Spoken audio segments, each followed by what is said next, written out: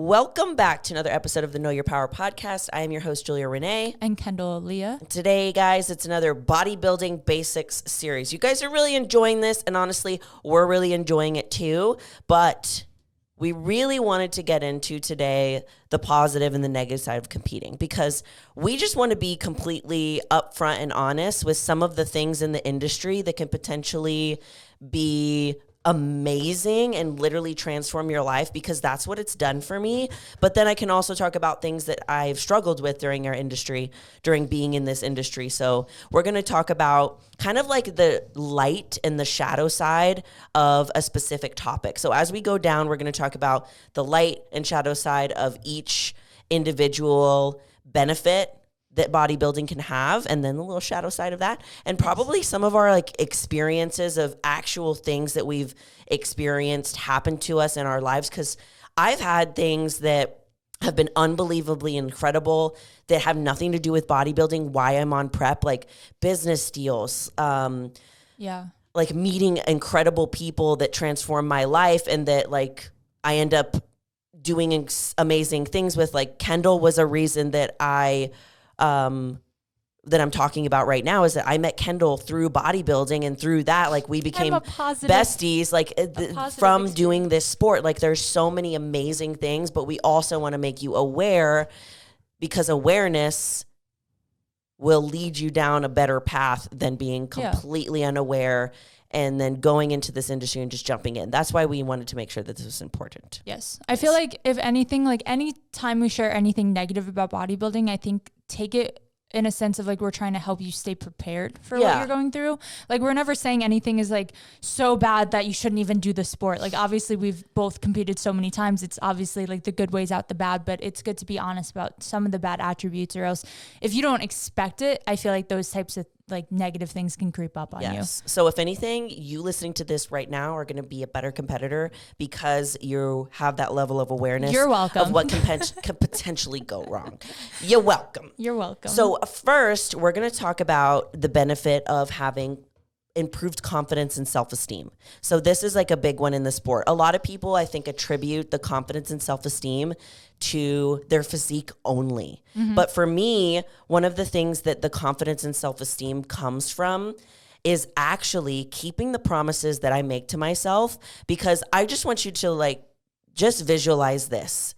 Keeping the promises that you make to yourself has such an impact on confidence and self-esteem, because when you don't keep a promise to yourself, how do you feel afterwards? Do you feel confident, or do you feel less confident in the thing that you're doing? So for example, if you set out in the morning and you're like, I'm going to wake up and I'm going to do cardio, and you skip it, and then maybe you skip your meal, and then maybe you just eat out, you order DoorDash. It's kind of like a vicious cycle. Yeah, you're like letting yourself down over and over. Yeah, so then when you're going through prep and you're continuously showing up for yourself, doing the things that you say you're going to do, whether it's cardio, sticking to your meal plan, going to the gym, trying your best even when you feel like you don't have anything left, your confidence is literally slowly building. I always think of it as kind of like I have a little chart above my head and I'm like ticking boxes of like confidence. Mm-hmm. And that's why when people get on prep, they feel unstoppable, because they're showing up for themselves every day and doing the things that they say they're going to do.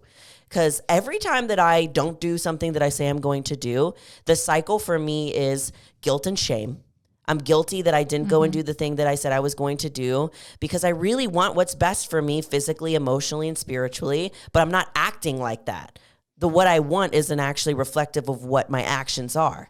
And then after that, I feel guilt and shame. And when you're in the guilt and shame frequency, you start doing things that a person like that would feel. So you constantly are trying to validate your guilt and shame by continuously doing things that make you feel worse. So for me, when I was really struggling with binge eating, I'd be super confident and my self-esteem would be so high because I was on prep and I was doing all the things I said I was going to do.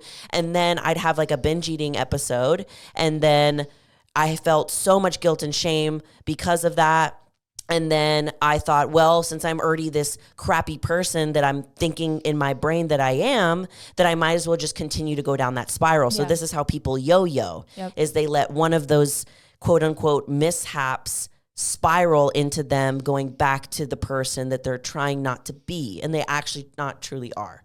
So yeah, that was a long-winded answer to that, but I'm just very I'm very passionate about this. Yeah, I think we both have a similar experience with that. And like anyone that's gone through a prep, or like maybe you're even just starting, you realize that like self-discipline really teaches you what you're capable of. And that's an empowering feeling, like to prove to yourself of like, I didn't think I could do an hour in the Stairmaster, and now I do it every single day, is like proving to yourself like, you're capable of this. You should feel good about yourself. You should feel confident. So like, I completely agree. And then same with that negative side is like post show has always been the hard part for me, of like then falling into that cycle of like, oh, I should be ashamed that I'm no longer doing that. But that's really not the case. That's more so like, I guess like a mental block we put on ourselves. Like it's okay to no longer be in prep. Like your body needs that type of balance, but it's hard to recognize that when you're in it. Yeah, definitely. I always tell people at least post-show, because I get a lot of DMs about post-show. And in my opinion, post-show is way harder than prep. Yes. And a lot of people would probably agree with me, just because no one prepares you for that. A lot of coaches don't prepare you for that because you're not working with them anymore. They're not taking you through a reverse diet. They're not there with you mentally, because kind of that's not really their job. And a lot of them don't believe that's their job to do, which most coaches should have a reverse dieting is really hard, like a harder diet plan to follow than a prep diet, because I almost view it like you're in school, and like when you're in school, you like do your schoolwork, and like you have teachers looking over you, and that's like your quote unquote coach, and that's the time. And then like summer break hits and you're like, I have freedom, I don't have to do any of my responsibilities. And then you don't do any of your homework. Yeah, exactly. And like you might have summer reading. Are you doing it? No. That's kind of what like trying to follow a reverse diet has always been for me, is like just really hard to be like, well, now I have this freedom and I'm choosing to still like follow kind of like the same macros that I was doing a week ago, but I don't have a show coming up. What's the point? So that's like a vicious mindset cycle you can get stuck into for sure. Definitely. And also one thing that I at least wanted to point out during this time is that the most important thing too is that I said it a little bit at the beginning, but this confidence and self-esteem, it's definitely incredible to feel these things, but a lot of people come from the place of only feeling confidence and self-esteem if their body is moving forward versus showing up and doing the things that you say you're going to do. They can be definitely equal, because of course, like you're going to feel great when you set out to lose weight and you actually lose weight. Yeah. But when you're so attached to your confidence and self-esteem relies on having a physique that you love and being shredded and being muscular, then you're going to be really disappointed, because when you get into the off season, you're going to go back to being a healthy body fat, eating more food. And this is honestly the biggest struggle that I have, is not relating my confidence and self-esteem to how my body looks. Because I can be confident and I can have really good self-esteem, and my body can look whichever way. But I've really still struggled with having my confidence being attached to how my body looks, because I'm also getting feedback from other people when my body looks shredded and great that boosts confidence. Like people will tell you stuff to start believing that. Like you're taught that like, oh, you should feel confident because you look good. And it's like, really, it shouldn't have a tie at all. I've talked about it a few times, like mini tangent, in like Instagram captions and stuff, where I've talked about like my evolution with confidence and how I am, like I consider myself confident now because of the way I look. No. But because of, I started like looking at other attributes I'm allowed, quote unquote, to be confident in, are like, I love my drive. I love my willingness to help other people. I love my heart. Like those are things that like you can be confident in without tying it to like, I love that I have abs. I love that my quads are getting bigger. Like try to make your confidence not tied to physical attributes, but more mental. Yeah. And I know this is definitely easier said than done, because we both still struggle with this a lot, but I just wanted to make it completely aware, like, where is your confidence truly coming from? Is it coming from all these attributes that actually make you you, or is it coming from this physical body that is literally just a meat sleeve that's eventually going to sag away, and what are you going to be left with? Like that's what I always think about. So let's talk about the shadow side of the confidence and self-esteem, which could be body image issues. So when you are like in pursuit of this ideal physique in bodybuilding, sometimes it could lead to body dysmorphia, which we talked about before. You can also have like obsessive tendencies with your appearance, which we've definitely talked about before, because you're focusing so much on the aesthetic aspect of how you look, because it has a lot to do with how well you perform. But then there's that obsessive need to be leaner, be shredded, be more grainy, see more veins. Yeah. And it can be a very vicious cycle, because for me, I have been like absolutely shredded and had zero confidence. I've seen it. Yes. We all get there. I feel like as confident and as high as you can feel with seeing the progress is also a low you can get when the progress stops.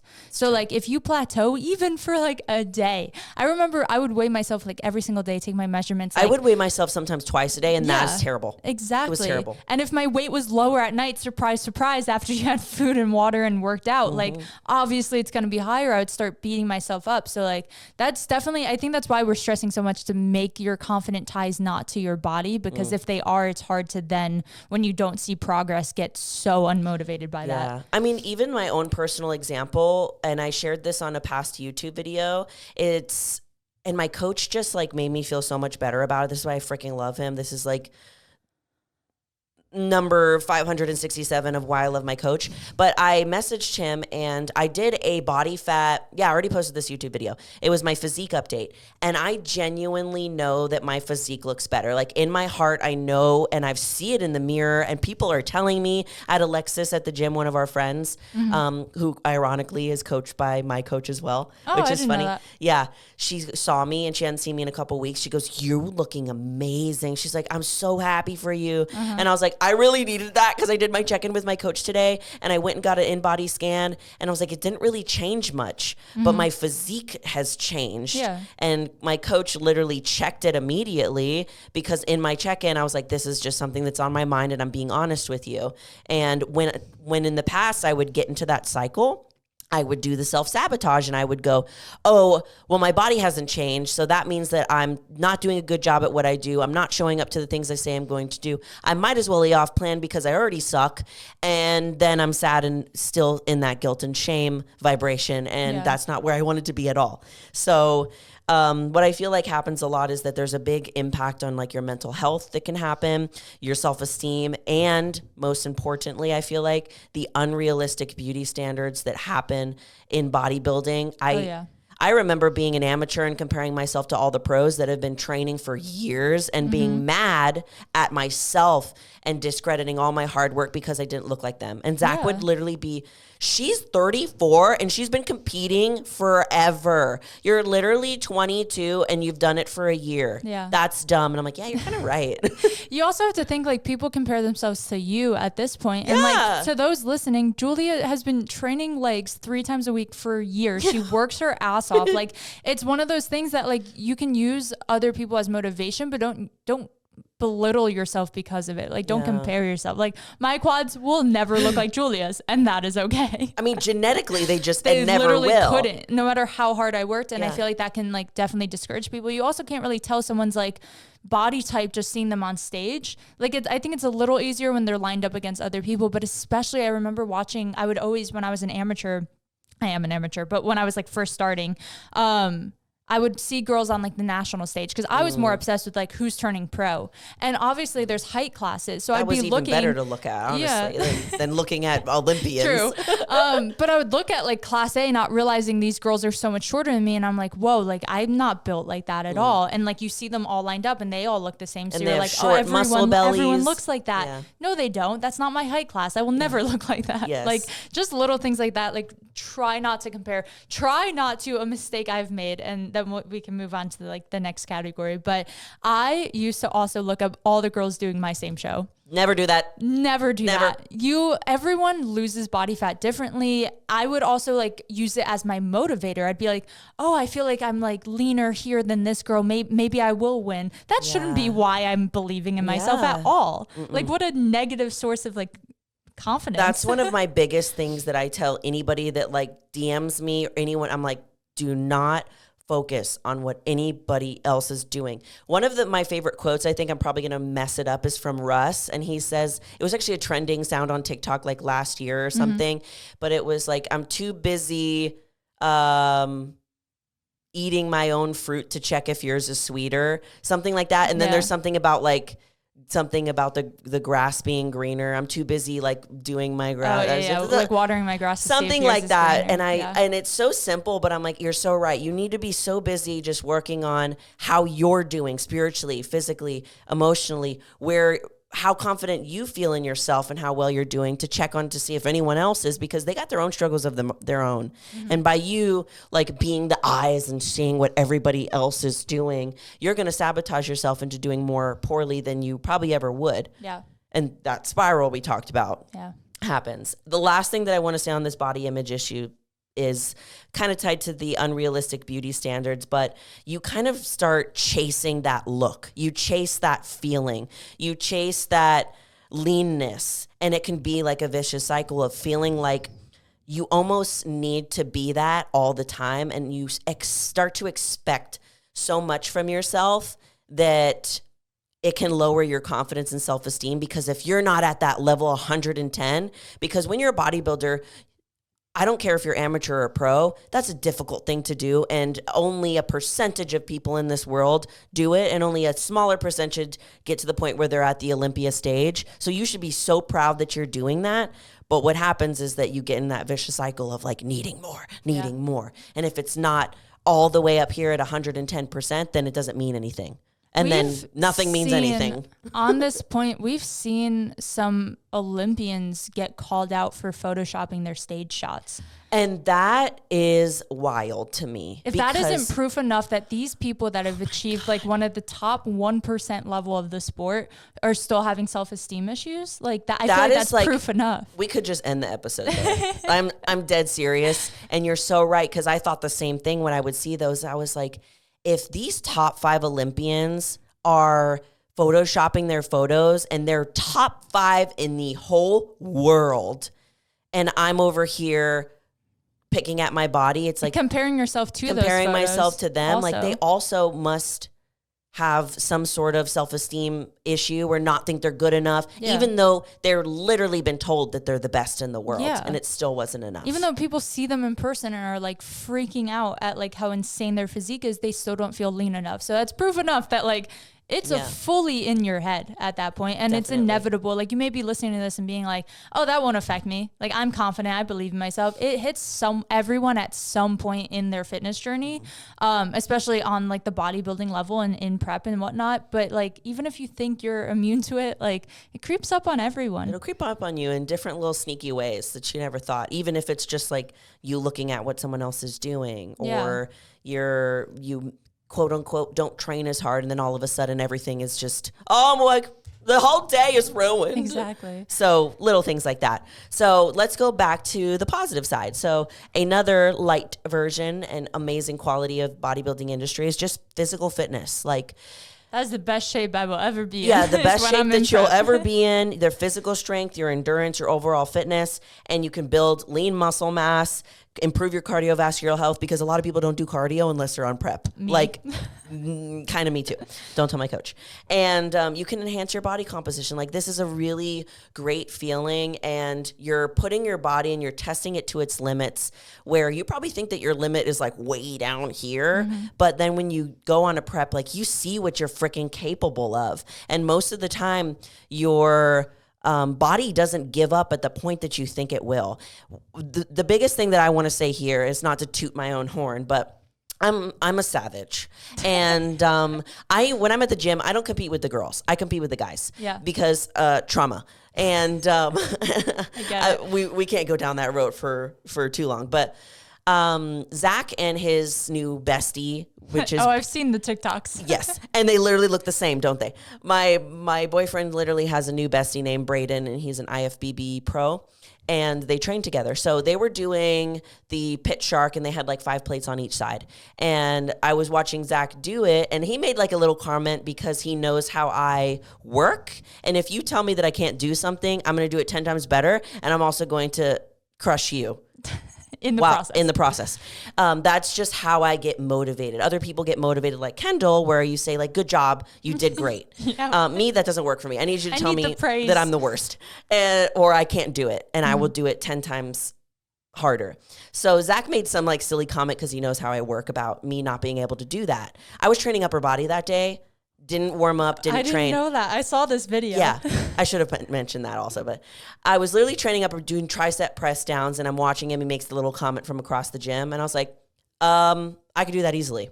I haven't done that in months. I haven't done 5 plates on each side in months. I haven't done that since last season. Yeah. So, but I said, I can do that. I did 20 reps. Which is insane. 20 reps of 5 plates on each side just because as an FU. Just as an FU. And I did it with pause reps also. So like he goes, oh, you're going like too low and you're hitting the bottom just to like mess with me. And then so I paused at the bottom, looked him dead in the face, went up, paused at the bottom, and just kept watching it. Yeah, but the point of this story is to show that you are so much more capable of doing things than you believe. And this physical fitness aspect of it can definitely flow into other aspects of your life, and the confidence and self-esteem aspect. Once these start getting improved and you start getting better, your confidence, your self-esteem gets better, your physical fitness gets better. You start doing these things in other aspects of your life. You're more inclined to like have a better relationship with your friend. You're more inclined to go, and you have the confidence and self-esteem to go after that position at work. I'm telling you, it sounds like it's not related, but it very much is. Yeah. To me, bodybuilding is life. Bodybuilding is just another form of how we do life. I think it generates a little more like mental clarity when you're focused so much on like your physical and mental health for a certain period of time, that it like forces you to then assess the other things that maybe aren't so positive in your life and be like, well, where can I improve there? And where can I improve on that? And then what I wanted to add is like every year for some reason during prep, like 4 weeks out, no food in my system, I'll PR on squat. And it's just because you're training, like, you might be obsessed with the gym right now, and maybe you've never done a prep or competed before and you think you're obsessed with the gym, but like still, you might go out on a weekend. You might eat a cheat meal or two more than you would typically do, or you might like skip a workout because you're just not feeling it that day. When you're in prep, you can't do any of that. Like everything has to be 110%. And when you really give the gym 110%, like you do get stronger, even if you're eating less. Like it's crazy how our muscles work. Yeah, definitely. Your body starts adapting to what you're doing to it. And if you're just used to training at a level of like 4 out of 10, then you stay there, you're going to always stay there if you don't increase the weight, if you don't increase the intensity. But when you're on prep and you're really focusing on your physical fitness and putting the best foot forward and the best body forward and the most strength, then you can put that level 4 to a level 10, and your physique can massively change just because of the intensity and the weights that you're lifting, because now you have the confidence to do so. Yeah. So let's talk about the negative, the little shadow side of this. This can be definitely injury strain and injury risk. So I haven't gotten injured on a prep. Luckily, I've been in a lot of sports where I should have gotten injured, but thank you, God, I never have. But with how much strain you are putting on your body through cardio, posing, training, malnutrition too, if you're not eating enough. Exactly. This can definitely happen. You're leaning out. So when you lean out, you're actually more, what's the word? You got this. No, you're actually more sensitive to injury. There's so many people that like the last 2 weeks of show, they like bruise like a peach because I do bruise turning into like a skeleton. You're more likely, like my legs have buckled down the stairs because I'm just so little at that point. Almost like falling downstairs, tripping. I personally, I know you sweat a lot, but I get so cold when I'm that lean. Oh yes, too. I get cold. That's the only time in my life I'm ever cold. You're ever cold. Yes. Just you like freeze those at little night. things you don't think about. I used to sit the last 2 weeks before my show because I was that person that would bruise so easily, and I'm already clumsy. But when also you're not like really eating enough to like fuel brain functions 100%. You're literally just eating to survive. Yeah, at that point, barely. barely. I would be running into things all the time. I have many posing videos of while I'm posing, I'll cramp up and fall to the ground. I should probably post one of those. It's pretty funny now looking back. But at the time I was like, what the heck? So I would sit there with ice on my legs like for 2 weeks before a show. Just to like calm down the injuries I was causing to myself. And like swelling just from like the amount of cardio you're doing. And at that point, there's not as much, there's little to no wiggle room of what you can do. So you might have struggles with actually recovering, and you really get really tired. You're definitely more increased and more prone to injury. So during that point, that's also why most competitors will do the last 2 weeks like a deload week, like where I'm barely lifting everything. I'm just activating the muscle because I can't, my weight gets like halved, maybe even like a fourth of what it is at the very end. Cause I'm just, at that point, it's not strength goals. It's just, how does my physique look? And it can be very discouraging. And so just really be careful during those points. Like there's some coaches that take it to a level where it actually doesn't need to go. And I've heard a lot of people that do that. Like for example, this weekend, I'm about 12 weeks out now, and I was telling my coach, because I have a Whoop and it tells me about my recovery. I told him my recovery has went from 13%, and I was like, today it's at 51. It hasn't gotten above there. And I just told him that. I didn't expect him to change anything about my program, but he did. He's like, okay, take the next two. He says, take the next 2 days of cardio. He didn't change my diet. Oh, well, he actually did change my diet. He only changed one thing. He's like, take the next 2 days of cardio off and then start back cardio on Tuesday. And he says Saturday we'll have a little bit of a high carb day. It was just maybe 100 or maybe 50 extra grams of carbs than which normal. Makes a big difference when you're Which makes a big difference. That's like a giant bowl of Rice Krispies cereal. The reason I know that is because I measure out my Rice Krispies cereal.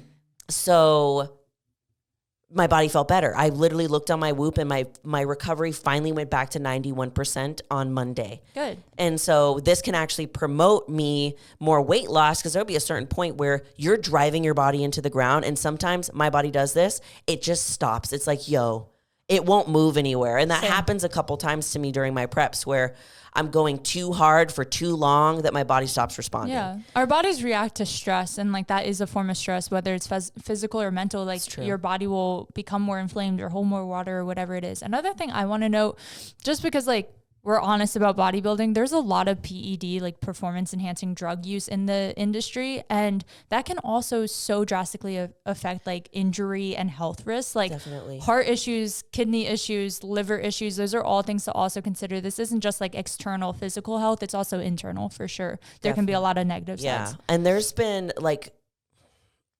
a lot of videos like online of bodybuilders passing out on stage. And I don't know the exact reason why this happens, but it could be because when you're going through peak week, what you're trying to do is make your muscles look as full as you can, but also as lean as you can. So there's a process of drying out, which is like limiting your water so that you literally have no water on your body and you just can see every little tiny detail. But there's also maybe a use of diuretics that happens, which can help you lose more water fastly, so you're like peeing. You're like painfully dehydrated, which can cause you to faint on stage. I go deaf every year. Oh my God.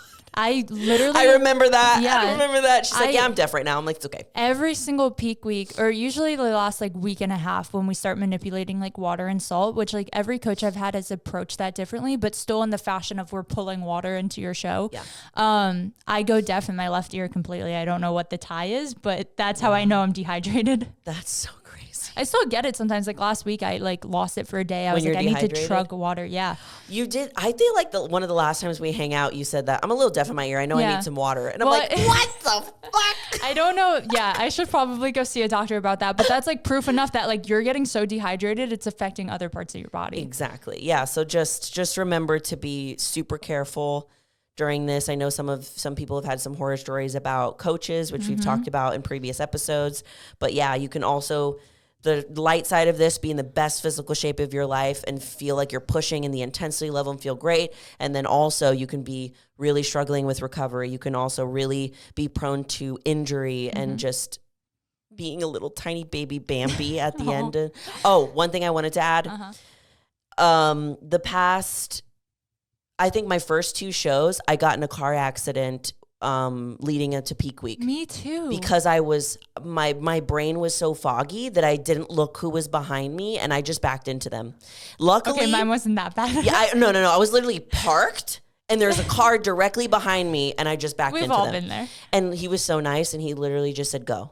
Really? Yeah, he said go. I had someone rear end me, which wasn't really my fault, but also during a peak week. I was leaving a photo shoot, like my peak week photo shoot, and I was like in a bikini only driving on like I-10 in Houston, and he rear ended me. And then another year I also like my brain fog just gets so bad at that point that I think I did like clip someone's like rear end when we were turning. You're just like not something thinking stupid. clearly, which is so dangerous. So please just be extra careful and aware. Maybe just stay. We should all just home. we should just be bubble boys at that point. When we're on peak week, we need a bubble surrounding us so that we just roll around and we don't get hurt. It's so funny. Okay, so next we're going to move on to the light side of bodybuilding, which is the mental resilience that you get. And we kind of talked about this a little bit with like the confidence and self-esteem and with the physical fitness, but bodybuilding will challenge you physically and mentally, and just helping you foster that mental resilience and determination to overcome obstacles, which can go and flow into other aspects of your life. Amen. I love how you like had to lift your body to like go onto your little thing. I feel like everything you're saying, it's just like, as another competitor, I'm sure competitors listening, you're like, basically that's how it is. Yeah. Like this is one of those positives where like, I mean, we kind of said it earlier, just like proving to yourself what you're capable of doing isn't just like physically motivating, it's super mentally motivating. Like, oh, for sure. I always make my why when I'm talking about like competing, which we talked about like in the mental side of bodybuilding basics. Is always like proving to myself what are you capable of doing, because it's always more than you think you are. So you're like proving to yourself you're more capable than you're you more even powerful you than you think you are. Yep. You're more powerful than you think. It's Our just tagline. Literally, it's so true. And you can experience this when you're in bodybuilding because you can lift more than you think. You can take more strain than you think. You mentally can take more on than you think. And it's very inspiring and it's very motivating and it can feel really awesome. And then we have the this discipline and this like insane like mental resilience that you'll build from doing that. The shadow side of that can be like obsessive tendencies, to where you're so focused on you tend to get like obsessive about being awesome. Yeah. What I mean by that is like, way. you like obsess about having the perfect set, having the perfect meal plan, like watching every macro. Yeah. Like you start. It's never enough anymore. Yes, in my that's experience. Like I'm constantly like, and I still kind of carry this with me as the obsessive of like, I need to be better and do more and be the best I can. And like, that comes like, yes, it's good at first, but then when it does cross into that like negative obsessive territory, it's like, okay, like it's also okay to mess up sometimes. It's also okay to have balance sometimes. Like you don't have to constantly be so hard on yourself. I definitely fall into and that kind of leads to like the physical aspect of like the body dysmorphia and stuff like that. But like I put so much pressure on myself, especially in a prep, because I'm like, well, I need to be perfect. And if I'm not perfect, everyone's going to know I'm not perfect. Exactly. And it's like, first off, no one's paying attention. No one cares. But second off, like be nicer to yourself. Like you shouldn't have to like force that level of obsession on yourself. Yeah. And that's like the duality of these two, like light and shadow, is that the light side could be you have this like massive increase of like mental resilience. And on the other side, you can be super obsessed with the mental resilience that you know you have. Mm-hmm. So you're like, I expect more of myself because I know I've done this. And that can just flow into like aspects of your life that are actually not beneficial for you mentally. Yes. I mean, the one example that I think of here is when people start counting macros. Like macros can be super great to help you be a little bit more flexible with your diet, but then they'll get to a point with some people counting macros, some people won't, but you obsess over every single gram, every little thing. You have to go back to your phone to track it. I used to obsess over vegetables. Yeah. I'd be like, that gram of green bean has too many carbs. Mm-hmm. And it's like, come on now. Exactly. And this is where it can get like actually very unhealthy. Yeah. And you can be so obsessive to where you can't like function in society. Yeah. Like you can't like, sorry, I can't go out anywhere. I can't do anything that doesn't like go with my diet. And when you're on prep, most of the time you can't do that. There's a certain point where you have to take that time for yourself to not do those things. It's just the last few weeks typically for most people though. Like most of the time you can still have somewhat of a balance, even though it's not in your health like and nutrition side, you can still have balance with the relationships and like friends and things you do in your life. Exactly. How you spend your free time. Instead of becoming a hermit, which I always do. People say which we both always do. We're already hermits, so yeah. And speaking of being a hermit, we'll talk about this next one. So the light side of bodybuilding, or one of the positives, can be the self-discipline that you have. Everybody's always talking about, like, how do I build better discipline? Some people are more disciplined than me. Like, how do I do this? I genuinely don't think that anyone is built with discipline. Mm-hmm. I think that it's something to where you learn it just like anything else. Yeah. Like, people don't just come out of the womb like Mrs. Confident. You're just like a little baby thing. It's like conditioning. It's things that happen in your life. Not keeping promises that you make to yourself over and over and over. And then you just like give up on yourself. But bodybuilding can teach you self-discipline with so many things, with posing, with getting all the things that you need to get done, with meal prepping, making sure that when you go places that you have the things that you need, that you have a gym, that you're recovered. Like, these are disciplines that are really hard for people to master. And bodybuilding, like, it's one giant space where you can do all of those things. Yeah, I feel like it's the same thing back to like proving things to yourself. And I think it starts small. I think people always like struggle with the word like willpower of like, well, how don't you eat that? And it's like bodybuilding's putting this like almost time sensitive, like, hey, just for the next 14 weeks, you're not going to eat that. It's true. And that teaches to yourself of, oh, I can live without it. Oh, I like don't constantly have to have junk food in my house, or I don't need to have 2 cheat meals every week. Like, it just shows you like what you're capable of doing outside of like what you think you're capable of doing. It's true. The one quote that I always say to myself during those times is, food will always be there. Mm-hmm. Your goals won't. And that helps me know that in this small time frame of my life where I am in a season of pushing and pushing and pushing, that for this season, no, I might not be able to go all the social events. Maybe I won't be able to eat all the foods that everybody else is doing. But when I go into a season of my life where I'm in the off season, those things will still be there. McDonald's will still be there. Chick-fil-A will still be there. The Taco Bell that's down the street will still be there. Just because you can't have them in these little moments right now doesn't mean that it's gone forever. So like you said, it can help you really push through that barrier of knowing, like, I think this isn't just my life forever. I now know that if I want to turn it on, I can turn it on whenever I want to turn it on. Yeah. All of us have that little switch. Some of us just choose never to turn it on. Yeah. I mean, it's hard too. And I feel like having a prep like forces it upon you, and then it becomes second nature. Like, it's hard to just like make that choice. And that's why I always like having a prep as like, I always viewed it as just having an end goal. Like, oh, I just need to be at a certain place in my life at this date, which is show day. Mm-hmm. And if you don't have that end date, it's kind of like hard to be like, well, how long am I doing this for? How long am I dieting for? Like, when will this end? And like having an end point, I think helps. Yeah. Personally. Having some sort of goal. Yes. But also don't forget about the journey. Yes. Don't forget about the journey. So now, because you have like so much discipline and you're adhering to a strict regimen and diet, and you have to change your lifestyle, which is a lifestyle that most people are trying to follow. It might not be the specific bodybuilding lifestyle, but just general health and fitness.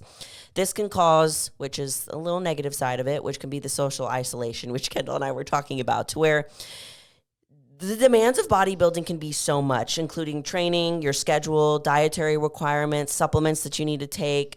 You have limited flexibility with social activities. Like, just, you can't just pick up and go anywhere and just go. Like, I can't just book a flight and just go somewhere, or you have to plan your travel your to meals, Houston. I have to pack my meals. I have to make sure that there's a gym there. I need to make sure that the hotel maybe has like a cardio machine.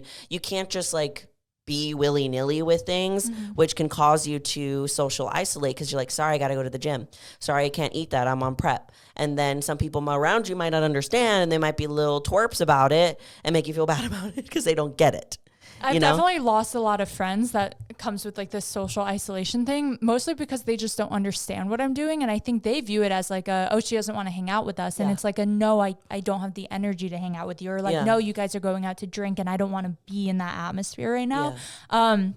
Some people definitely take it personally. I never do. Like, I understand if people stop inviting me to things. I get it. It's fine. I'm introverted anyway. I'm good. But I know a lot of people that are used to being super social, like cutting back on that and having to be inside more is really challenging. It's true. That's very true. And what's funny is it is hard for me to understand that aspect of it. Same. Because when people are like, how do you not drink? And I'm like, that's never been an issue for me. So I guess you're right. Like, but that for would a lot be of people, it really is challenging, because it's like a social aspect of it, that where you go to a bar or you go to a restaurant, like you have a drink and you hang out with people, and then you don't have that. So this can just be an opportunity to honestly find other creative ways to connect with people that are not centered around food. Make the gym your social hour. That's like what I do. I did my last like full prep single, and like dating's pretty damn near impossible when you're in prep, unless you're dating another bodybuilder or like someone that gets it. So I was just like focused on like, okay, I'm going to try to like make friends at the gym and like talk to people more. And there was like this old man at my Gold's gym that would like check in with me. Like, he was I got an old man friend. He was literally like 70, but at my Gold's gym, and he used to compete back in the day. So every time was it the Gold's by our old house, our old place? Do you know him too? I know the man. He came up to me too. I was like, only go there a little bit. Like, I literally never talked to anyone that little interaction of like, how's your prep going? Just like, that's all I needed that whole day, was just like someone checking in. So it can be hard. Also, using, just to like combat this negative side, because it's going to happen anyway, use social media as like that communication point with a lot of people. We love documenting our preps, obviously, and that's like what got us a lot of the followers we have, is having people that have questions or want to talk about or just follow our journey. So it's nice having that outlet to share it. But if you don't have that, like, at least try to find one friend that you can talk about how your prep is going to, just so back to the support system, you're not like so self-isolated. Exactly. Having some people supporting you, whether it is online or it's at the gym. And I talked about it, I think we both talked about it in a previous episode, but having that gym or that little outlet where it's like, you get me, right? Like, you get me. Like, I'm Zach's friend, Braden, who's on prep right now, where his show's like a couple weeks before or after mine. Yeah. So we're on prep like together. Yeah. Like, we're doing it together. It's so nice having someone like that. Every like, time I see me him. and you did the same nationals, and it was so nice that every Saturday we would hit legs, and I would be able to be like, so what's your cardio like right now? Are you also dying? And I'm like, I feel terrible. It makes you feel I don't want to be here. You're in it. You're in it together. If you have a friend that's interested in prepping, like, prep with someone. That makes it if that's so much a thing, better. like, do it together. Have that little buddy, even if you're just struggling to get to the gym, like, try and find that little buddy that can help you. Yes. Now moving into the last two that we have. So, positive side of bodybuilding can be a healthy diet of whole foods. I cannot express how much like clearer my skin is, how much more hydrated I am. I'm eating whole foods. I'm supplementing properly. I'm not just like winging it, and like, I'm having my greens. I'm having my fiber. I'm taking my nighttime pills so that I can relax and go to sleep. Like, everything is on track, and it's just wild how when like I'll get off of prep and like I start eating more foods, my skin breaks out. I look like SpongeBob when he gets the suds and he's like gray in the face. I feel like that's me right now. Yeah. So it's just, a lot of people don't eat whole foods like on the regular. Look, this is America. We got Taco Bell, and I'm a fan of Taco Bell. I love Taco Bell. And processed foods are just so readily available for us that it's so easy to do, that a lot of people will opt for the processed foods rather than the whole foods. And so when you're on prep, like, you're very focused on having whole foods and consistently feeding yourself throughout the day, and not just waking up and having a coffee and then driving to work and then you're on a caffeine high and you haven't had any water, and then maybe you have like a burger for lunch, which is what I did for so many years. And I just got used to feeling a constant mental fog throughout the day, that I thought that was my normal. That's not normal, guys. It's not normal for your digestion to be off. It's not normal for you to walk around in a fog. It's not normal for your skin to be like breaking out when you eat. Well, that's actually kind of normal for your skin to break out when you eat terrible foods, but just feeling like, I think it's proof that you are eating terrible foods. Like, every time I have like too much sugar, I'll get headaches more. I'll get brain fog. Your body tells you. Yeah. Listen to it. Even if you're listening to this and you're like, I don't think I'm ever going to prep. Like, maybe you just like to listen to us. Still, like, try to assess these things, try to like implement definitely. like at least like, okay, for the next few weeks, I'm going to change this. I'm going to start drinking a gallon a day, or I'm going to take out any candy I eat on a weekly basis. Just see how that affects you. And then like, obviously prep takes that all to the extreme because you're prioritizing it. Yeah. It's like you really only are eating whole foods and maybe like some protein powder. This is making me realize I need to clean up my diet. As I'm listening, I'm like, I do miss that like mental clarity of being in prep. It's crazy. I'm like I've been doing it 8 weeks so far, eating like whole foods. Nothing is processed. I think maybe only protein, if we're calling like protein is processed, but I just feel so clear throughout the day. I don't wake up super foggy. Yeah. Obviously when we get later in prep, like I'm going to be foggy for other reasons, which will be just the intense amount of cardio or training and lack of food. But right now, like I am riding this high of like the mental clarity that eating foods that are natural give me. Now, Flip side of that could be the dietary restrictions can be very hard on you. So this, you follow a strict diet to get to a physique that you are wanting. So it can definitely lead to restrictive eating patterns, which I've talked about a lot previously. It can also lead to nutrient deficiencies. You got it. I need to enunciate. We've been filming for a minute already. You're good. And unhealthy relationships with food. Yes. So which we've both experienced. Yeah. Once you pendulum swing so high to one side, which can be a strict bodybuilding diet, inevitably there might be a swing backwards to where people have experienced this before, where you can't stop eating after a show. Your ghrelin, which is your hunger hormone, is just like punching you in the face, and you're so hungry because you're eating all the fat, sugar, and salt that you haven't had for a couple of months, and your body is like, yes, yes, yes.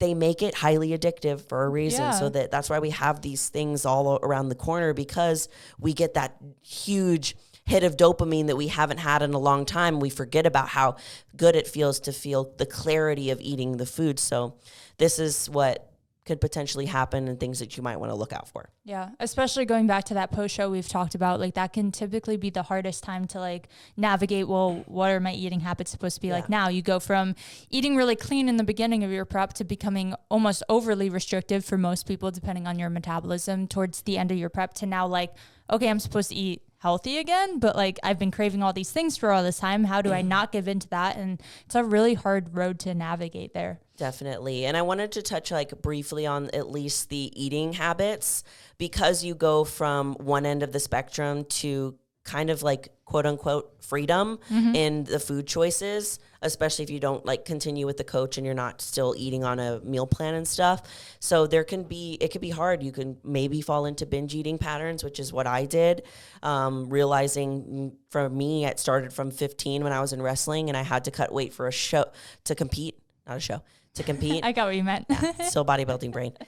So I've been doing this pattern for such a long time. So when my first shows started coming up, I was like, oh, this pattern just came back into my life again. Yeah. So that's just something that I want you guys to be aware of, just in case that's something that you've struggled with in the past, or overly fixating on having to be perfect after your show. Yeah. There's some people that will go the extreme and they won't lift their calories at all because they're so afraid of what might happen, which can also be very dangerous, because you can't be that lean forever because it's not sustainable. It's not healthy. Not at all. You can't live with that much brain fog and like function as a human.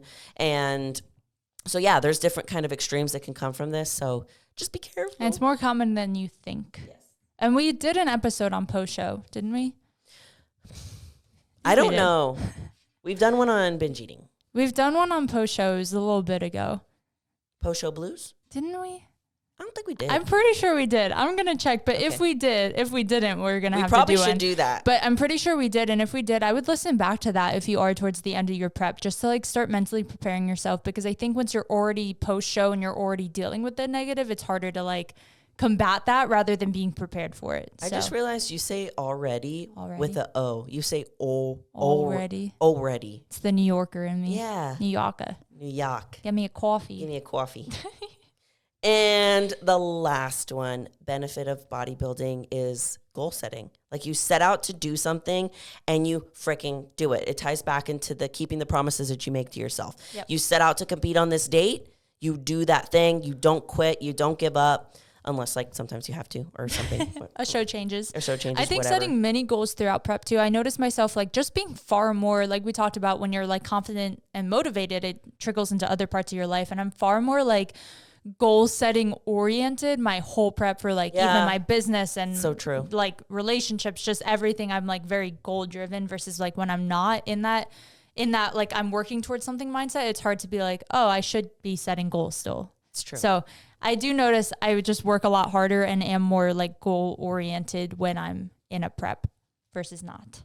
Definitely. I mean, this can also apply to other aspects of your life, setting goals, like Kendall said, and your business, with your goals in your relationships or your marriage or with your kids. So you're setting out to do this really incredible thing, like competing on stage, like in a bikini with the best physique possible. It leads you to believe that you can also do these other goals in your life that maybe you were putting off because you didn't think that you were worthy or capable or confident enough to do it.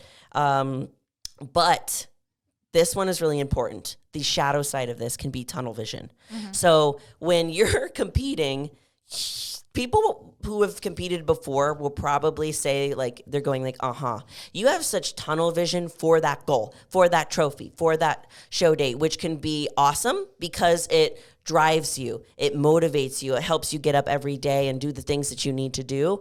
But it also can cause you to not put blinders on you, and you don't see anything that's on the left, you don't see anything that's on the right. I did this with my relationship, to where I let my relationship with Zach just fall to the wayside, to where I was getting so irritable that, like, if he even tried to hug me or touch me, I'd literally, like, flinch. And that's so terrible. And I hate that I put him through that, but I was so focused on what I needed to do and what my life was going on that I literally didn't care about my friendships, my relationships. And I definitely put a damper on my relationships with, like, my family and my friends and with my partner that I love so much, that are supporting me because You're of this tunnel pushing vision. them away. And I feel like that ties into, like we've talked about, you have to enjoy the journey, not just show day, because if you only enjoy show day, you're only going to have 2 minutes on that stage, and that's not going to feel like enough, and you're going to be disappointed. So, like, definitely try to appreciate the things around you through the process. Like, look at all the positives we talked about this episode. Try to focus on those every day of the prep, not just like, oh, I'll feel good on show day, I just need to make it to show day. Because then, like you said, like, you don't notice anything else going on around you. And then like I definitely see a lot of relationships fail for preps. I had just talked about my own experience. I had dated a bodybuilder, and he helped me prep for my first ever show. And we already didn't have a great relationship. I've talked about it before.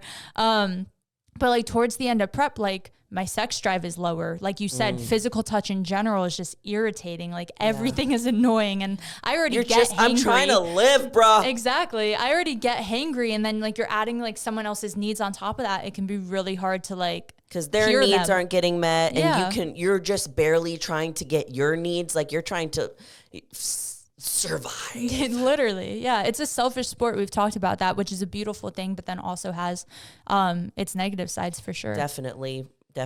And the biggest thing for me, and I want to wrap up this episode with a story, because my first 2 shows, I had tunnel vision so bad. And this is when the relationships and stuff, this is where it came from that I was talking about. But I was just so focused on the show date, the trophy, and winning, that I didn't even enjoy the process and the journey. And when I went on stage, which, you're right, it was so quick, that show we did together, the Adela. You were there, right? I didn't do that one. What? I did the Adela the next year. Did I do that? You did that show. That was your first show, other than the Alpha Lee one. But we did the Adela. No, I was there. We did nationals. Yes, together. I was there with you. You watching. were. You were at my Adela. I was at your show. I was not at your Adela. Okay, so Adela is a show. Yeah, it's just a local show. Yeah, it's a local show. So I got on stage, did the thing, and it was over so fast. And, you know, I still felt excited, like, that night and everything. And the next day, because I had such hard tunnel vision on the trophy and the show date and what it all meant, and the accolades and what my family thought, what Instagram thought, I, like, fell into one of the deepest depressions that I've ever been into, because I was so focused on that end game that that's the only thing that mattered, and that thing was gone. So what did I have now? It felt like I had nothing now. So this is why I want to really reiterate why this tunnel vision can be great, but it can also just make sure that you look left, make sure that you look right, and you don't forget about the people and the things that are around you and that are important, the people that ground you, the people that love you, that support you. And also remember that the journey there is more important than the goal and the trophy, because trophies collect dusts, our bodies sag, and it won't always be there. But you'll always remember the time that you said, I'm going to flip that switch and we're going to go. You're going to remember that more than anything. I have chills. Yeah. So. Another thing I want to add, take photos. Take so many photos. Take them all. When you're in that tunnel vision and some of these negative things we talked about, and I'll give, like, we have more episodes for Bodybuilding Basic, and I'm sure we'll touch on this because it is my biggest recommendation to anyone in prep is, like, appreciate this time, appreciate how lean you are, because it's easy to get in your head and not see it and not feel it, but, like, document your journey. Even if you don't post it, send it to anyone, share it, just have it. And I feel like that is the most, like, motivating thing to look back on of, like, oh, wow, I did that. Or, like, oh, wow, on that day, I didn't think I was, like, able to do my cardio, and I did it, and I cried, but I did it. And, like, just those mini wins, it's good to document for yourself. Very true. Every prep, I'm like, I have to document more. And I document a lot for the average person. Enough, I swear. But I know that this time I want to document even more, like even just the mundane kind of day to day, like how I'm feeling, because those are always going to be great to look back on, especially when you do achieve whatever goal it is, to be like, I literally thought there that I wasn't going to be able to do it. Yeah. I wasn't going to be able to go on, and I wanted to quit, and I didn't give up. And that's what really matters right there. Yes. So, hope you guys enjoyed this episode. We love filming these for you. We will see you soon. Next? In 2 days, if this is posted on Monday. In 2 days. We'll see you in 2 days. So, be at the edge of your seats. And as always, we love you all so much, and you are more powerful than you think. Bye. Bye.